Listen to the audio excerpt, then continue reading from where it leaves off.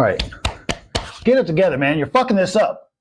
Lord, give me a sign. Let me know what's on your mind. Give me a word, no sign. It's all in time. What's up, everybody? It's Ben. A member of several 12-step programs, but not a licensed therapist. Today we're going to talk about something that I'm still personally on the fence on, self-talk. Since I've been in recovery, I've often heard on podcasts and lectures that you should not ever talk bad about yourself. When you say it out loud, you remember it two ways, one from saying it and one from hearing it. It's bad to say negative things to yourself inside your head, but it's worse to say them out loud. One thing I've been trying is positive affirmations. Because I'm good enough, I'm smart enough, and doggone it, people like me. I'm not sure if they work or not. I've been doing it every day for a couple of weeks, so I guess we'll find out. Your self-talk is extremely important. Also, of course, because it plays into your beliefs. It also plays into your worthiness, right? And your beliefs around your worthiness and also around your energy. Because let's say if you're walking around hanging out with a friend all day long, and this friend is always criticizing you and judging you and putting you down and telling you that you're not doing enough, you're not working hard enough, oh, you messed up, oh, this and that. How would you feel? You would feel stressed and annoyed and overwhelmed and be like, please just leave me alone. I think that a lot of people walk around asking questions about brain fog or feeling overwhelmed or feeling like unable to focus. If the voice in your head is not a cheerleader, doesn't act like your best friend, that will lead to brain fog and not being able to focus and overwhelm and things like that. Because if somebody was following you around all day long, judging and criticizing you, it would be hard to think clearly. And I'll just give you a little bit of the science behind that right now. It boosts cortisol, right? It boosts the stress hormone. Stress sometimes is good. It's a good thing. There is a certain amount of stress that actually is really good. It's good to be stressed out sometimes. But if the voice in your head is a voice that is stressing you out, that's not being stressed sometimes. That's chronic stress. And chronic stress leads to disease and negative health outcomes, okay? So that's actually harmful. And actually chronic stress can lead to your prefrontal cortex not being able to function the way that you want it to. You're not able to think clearly. You're not able to be productive. With that being said, your self-talk is extremely important. Your self-talk can also boost dopamine. And I love dopamine. Dopamine is great. Makes us feel good. Helps us be more productive. Helps to motivate us and things like that. Imagine you have a cheerleader hyping you up all day long. That's going to boost your dopamine. When your best friend hypes you up, tells you like, you're so valuable, you're amazing, you're incredible, I love you, you're doing great. That boosts dopamine. So why wouldn't you talk to yourself like that? Boost your own dopamine and then go get after it. You have that ability to boost dopamine with your words to yourself. If you haven't today, pause and say out loud right now, I am amazing and I'm doing a great job. I'm doing great. Because fun fact, you are doing great. Well, we're not all doing great. When I first began this journey of working on my beliefs and my mindset and all these things, I got up every single morning and I went outside for a walk and I listened to positive affirmations. I don't care if you think it's woo, it's really actually necessary. Like, it's necessary if you don't talk to yourself kindly, it is necessary. If you are not your own biggest cheerleader and supporter, it's necessary. Listen to positive affirmations every day and your life will change. I haven't been listening to positive affirmations. I've just been saying things to myself.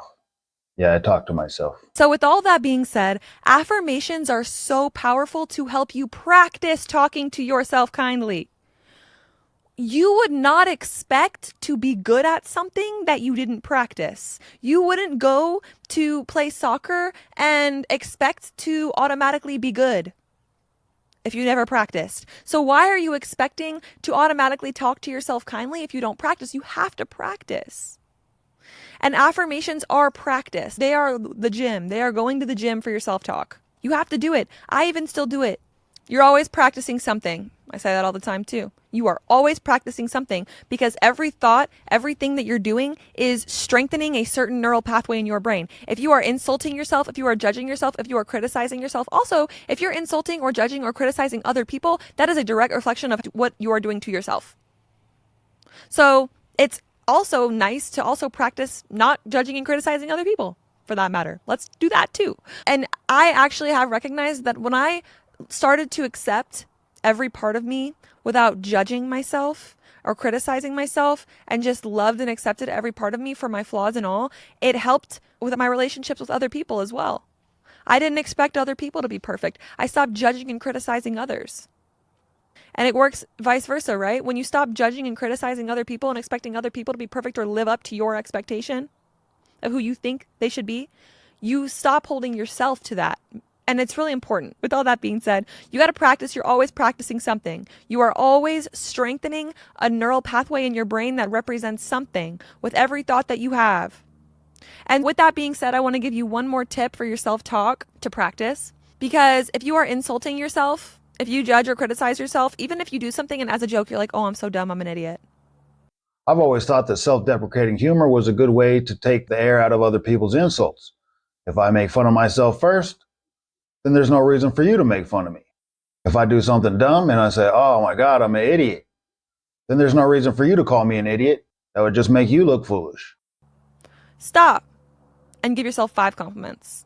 I call it the 5 put-ups method. And what that does is it takes the power away from the insult, from the judgment, from inner critic. And our brains tend to have a negativity bias where we give a lot more energy and power to negative thoughts and criticism and things like that. And that's a survival mechanism for sure, because our brain evolved to protect us. And so it needs to be hyper aware of potential threats.